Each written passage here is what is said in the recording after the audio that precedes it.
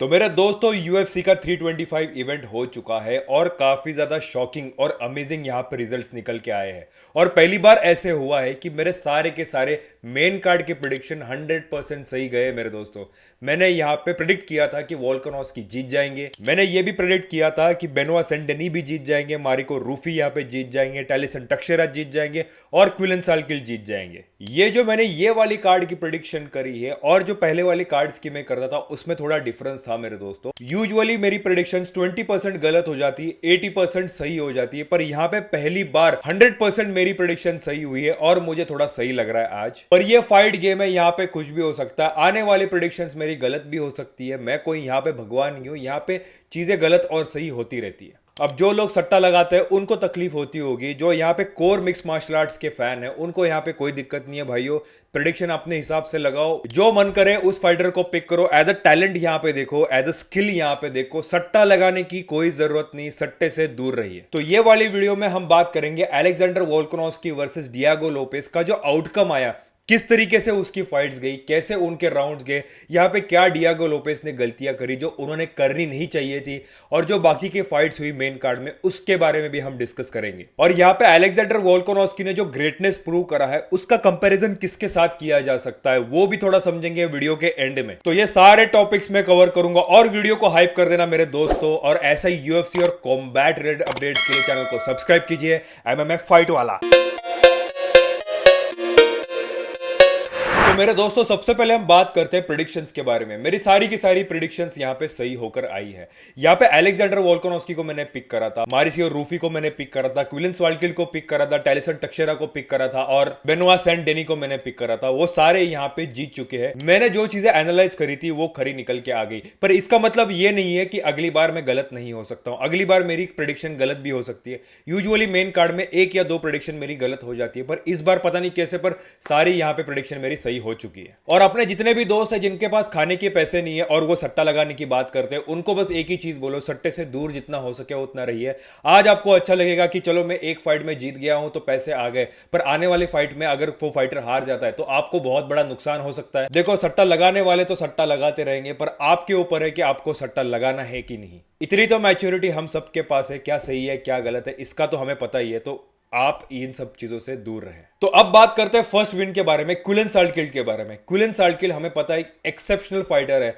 जिस तरीके से उसने नॉकआउट निकाले हैं पहले वाले फाइट्स में, हमारे दिमाग में यही चल रहा था कि ये वाले फाइट में भी नॉकआउट निकलेगा, पर क्विलन साल्किल ने यहाँ पे कुछ और ही करके दिखाया, अपने ओपोनेंट को सबमिट कर दिया। देखो, उसका ओपोनेंट तो शॉर्ट नोटिस पे आया है, पर दोस्तों एक चीज तो हमें समझ में आ गई ना कि क्विलन साल्किल ग्राउंड पे भी अच्छा है, वो सबमिट कर सकता है। ये चीज उसके पोर्टफोलियो में ऐड हो चुकी है। तो आने वाले समय में मुझे ऐसा लगता है क्विलन साल्किल का जो फ्यूचर होगा वो डेफिनेटली ब्राइट है और लाइट वेट डिवीजन में वो टॉप कंटेंडर्स में आने की कुव्वत रखता है और वो जरूर आने वाले समय में आ जाएगा। तो एक नया स्किल क्विलन साल्किल में अनलॉक होते हुए दिखा है, वो है सबमिशन। अब बात करते हैं टाई टुवासा वर्सेस टैलिसन टक्सेरा। दोस्तों, इतने घटिया मैच मैंने आज तक मैंने जिंदगी में नहीं देखी, बिकॉज ऐसी फाइट थी, वो इतने ज्यादा कैश आउट लग रहे थे दोनों भी फाइटर। हेवीवेट डिवीजन पे कलंक है मेरे दोस्तों ऐसी फाइट्स।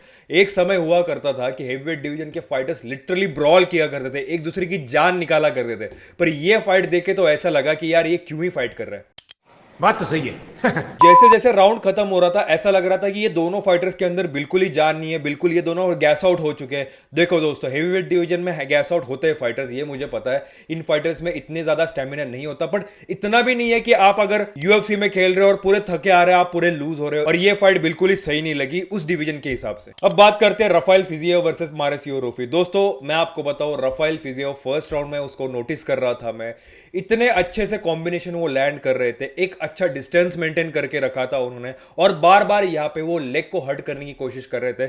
जैसे ही मारिसियो रूफी उनको जैब्स और हुक्स लगाने की कोशिश कर रहे थे, जैसे ही वो डिस्टेंस क्लोज करने की कोशिश कर रहे थे, रफाइल फिजियो एक अच्छे कॉम्बिनेशन लैंड कर पा रहे थे। तो फर्स्ट राउंड तो मुझे ऐसा लगा था कि रफाइल फिजियो बहुत ही ज्यादा डोमिनेंट है, बिकॉज वो प्रेशर बना रहे थे मारिसियो रूफी के ऊपर। पर जैसे जैसे राउंड आगे बढ़े, खेल यहाँ पे बदल गया। यहाँ पे मारिसियो रूफी ने इस तरीके से डोमिनेट किया, एक बढ़िया डैमेज दे दिया अपने राइट हैंड से, और रफाइल फिजियो कहीं ना कहीं वॉबल हो गए। इसके पीछे का रीजन और एक है, सिग्निफिकेंट स्ट्राइक जो मारिसियो रूफी ने लगाई थी वो ज्यादा थी, इसीलिए हर्ट बहुत ज्यादा रफाइल फिजियो हो चुके थे, और एक पंच ने उनका गेम यहाँ पे बदल दिया। पर दोस्तों ऐसा एक्सपेक्टेड नहीं था कि रफाइल फिजियो इतने वॉबल हो जाएंगे, और उसके बाद वो कमबैक ही नहीं कर पाए। उसके बाद वो सीधा यहाँ पे शॉट्स लेते रहे मारिसियो रूफी का, और यहाँ पे टीकेओ हो चुका है, और रफाइल फिजियो यहाँ पे हार चुकी है। मारिसियो रूफी अब जीत चुकी है। फाइटिंग नर्ड का जो यहाँ पे बोलबाला था वो वापस से आते हुए दिख रहा है। जीन सिल्वा भी यहाँ पे जीत चुके हैं लास्ट वाली इवेंट में, और अब मारिसियो रूफी जीत चुके हैं। तो मुझे ऐसा लगता है फाइटिंग नर्ड्स में काफी ज्यादा इंप्रूवमेंट करा होगा, उनके कोचिंग स्टाइल में काफी सारे उन्होंने नए इंप्रूवमेंट्स करे होंगे, उसका नतीजा हमें देखने को मिल रहा है। अब बात करते हैं Dan Hooker versus Saint Denis के बारे में। दोस्तों एक बढ़िया फाइट मुझे लगी, ये वाली फाइट एक डॉग फाइट, एक ब्रॉल यहाँ पे देखने मिला, पर जैसे जैसे एंड आते गए ऐसा लग रहा था कि डैन हुकर बहुत ज्यादा डैमेज ले रहे हैं दोस्तों, और यहाँ पे टेक डाउन करने की कोशिश बीएसडी कर रहे थे और सक्सेसफुली अटेम्प्ट भी कर रहे थे। डैन हुकर ने जिस तरीके से अरमान सारूकियान को रोकने की कोशिश करी, अगर यहाँ पे बीएसडी को वो रोकते, उनके यहाँ पे सबमिशन अटेम्प्ट्स को रोकते, बिकॉज मैंने देखा कि किस तरीके से वो गिलोटिन लगाने की कोशिश कर रहे थे, आर्मबार लगाने की कोशिश कर रहे थे, रियर नेकेड चोक लगाने की कोशिश कर रहे थे। बीएसडी यहाँ पे बार बार सबमिशन लगाने का पूरा जोर कर रहे थे, पर सबमिट नहीं हुए डैन हुकर। यहाँ पे मौका था बेनोआ सैंट डेनी उनको यहाँ पे सबमिट करवाए, पर यहाँ पे उन्होंने दूसरा ऑप्शन चूज करा। जैसे डैन हुकर ऐसा लगा कि ये सबमिट नहीं हो रहा है, तो उन्होंने यहाँ पे स्ट्राइकिंग चालू कर दी ग्राउंड के ऊपर, और बेनोआ सैंट डेनी ने अपने स्किल्स को इतना ज्यादा एनहांस करा है, ग्राउंड पे ऐसे स्ट्राइक्स लैंड करे, एल्बोज लैंड किए, सबको देखते हुए तो मजा ही आ गया। पर डैन हुकर को इतना ज्यादा डैमेज मिला है दोस्तों, खून निकल गया है डैन हुकर का। यूजुअली डैन हुकर हमेशा से रिस्की पोजीशन से खेलते हैं, हमेशा अपने आप को रिस्की पोजीशन पर डालते हैं, और इस बार भी उन्होंने वही करा, और उसका खामियाजा उनको भुगतना पड़ा। यहाँ पे बेनोआ सैंट डेनी जीत चुके हैं, और ये फाइट सेकंड राउंड में ही सैंट डेनी ने खत्म कर दी है वाया टीकेओ। तो अब बात करते हैं Alexander Volkanovski versus Diego Lopes की। लोग ऐसे कह रहे थे कि अलेक्जेंडर वोल्कानोव्स्की अब उम्र हो चुकी है, अलेक्जेंडर वोल्कानोव्स्की अब बुढ़ा हो चुका है, अब वो फाइट नहीं कर सकता, उसको रिटायरमेंट लेनी चाहिए। दोस्तों शेर भले ही बुढ़ा हो जाए, शेर शेर ही होता है। देखो मैं डिस्क्रेडिट डियागो लोपेस को बिल्कुल नहीं करता, एक अच्छी फाइट करी है, 5 के 5 राउंड यहाँ पे खेले हैं डियागो लोपेस ने। हालांकि 5 में से 4 राउंड अलेक्जेंडर वोल्कानोव्स्की ने डोमिनेट कर पाए, थर्ड राउंड यहाँ पे डियागो लोपेस अच्छा कर पा रहे थे। पर एक जो क्रिस्प रहता है डियागो लोपेस का, जो फर्स्ट फाइट में दिखा, वो जिस तरीके से पोजीशंस को रिस्की बना देते हैं, अपने आप को रिस्की पोजीशन में डाल के फाइट करते हैं और कॉम्बिनेशंस लैंड करते हैं, वैसा इस बार देखने नहीं मिला।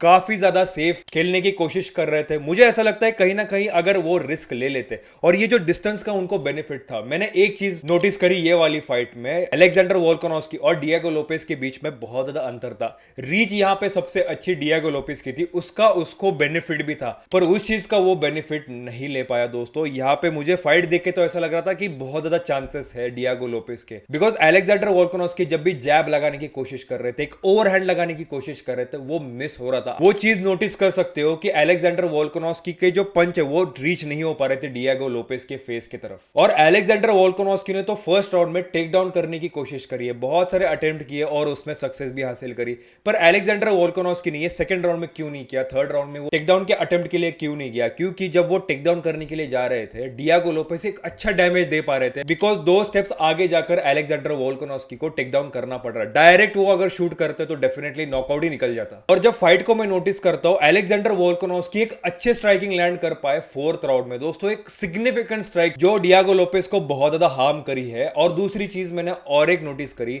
यहाँ पे एक लेग किक से डियागो लोपेस का जो लीड लेग था वो यहाँ पे डैमेज कर दिया। अब थर्ड राउंड में देखो डियागो लोपेस थोड़े से वॉबल होते हुए दिख रहे थे, बिकॉज अलेक्जेंडर वोल्कानोव्स्की ने उसके लेग को लेग किक मार मार के डैमेज कर दिया था। और लिटरली फिफ्थ राउंड में तो इन दोनों ने डॉग फाइट करा, जिस तरीके से डियागो लोपेस खेलना चाहिए था बिल्कुल वैसे नहीं खेले, उनका प्लान समझ में नहीं आया। पर अलेक्जेंडर वोल्कानोव्स्की के पास एक नहीं, दो नहीं, बल्कि 3-3, 4-4 प्लान रेडी थे, और वो हर राउंड में अलग अलग परफॉर्मेंस दिखा रहे थे, हर राउंड में अलग अलग प्लान्स लेके आ रहे थे, और वो सक्सेसफुल हो गया। और अलेक्जेंडर वोल्कानोव्स्की इतने शातिर है, जैसे जैसे राउंड्स आगे बढ़ता है वो समझ लेते हैं कि फाइटर की टेंडेंसी क्या है, वो समझ लेते हैं किस तरीके से वो फाइट कर सकता है, और वो एनालाइज करके वो बाकी के राउंड्स डोमिनेट करते। दोस्तों अब देखो फोर्थ और फिफ्थ राउंड में किस तरीके से अलेक्जेंडर वोल्कानोव्स्की ने डोमिनेट कर पाए, खास करके फिफ्थ राउंड में दोस्तों, जिस तरीके से लास्ट वाले 69 पोजीशन में दोनों खड़े थे, वो देख के तो मैं समझ गया कि अलेक्जेंडर वोल्कानोव्स्की कोई एरा गहरा नत्थु गहरा नहीं है, बहुत ही टैलेंटेड फाइटर है दोस्तों। और ये चीज मैं क्लेम कर चुका हूं, he is a very good fighter, he is a very technical fighter, और उसने वो प्रूव करा है। और फेदरवेट डिवीजन का वापस से अलेक्जेंडर वोल्कानोव्स्की चैंपियन बन चुका है। और फेदरवेट डिवीजन का हम उसको गोट ही कह सकते हैं, बिकॉज आप एक चीज देखो, ओजे आल्डो के बाद किसी ने अगर फेदरवेट डिवीजन को डोमिनेट किया है तो वो अलेक्जेंडर वोल्कानोव्स्की ही है, उसके अलावा कोई फाइटर दिखता नहीं है। और एक बढ़िया हमें फाइट कार्ड देखने मिल गया मेरे दोस्तों।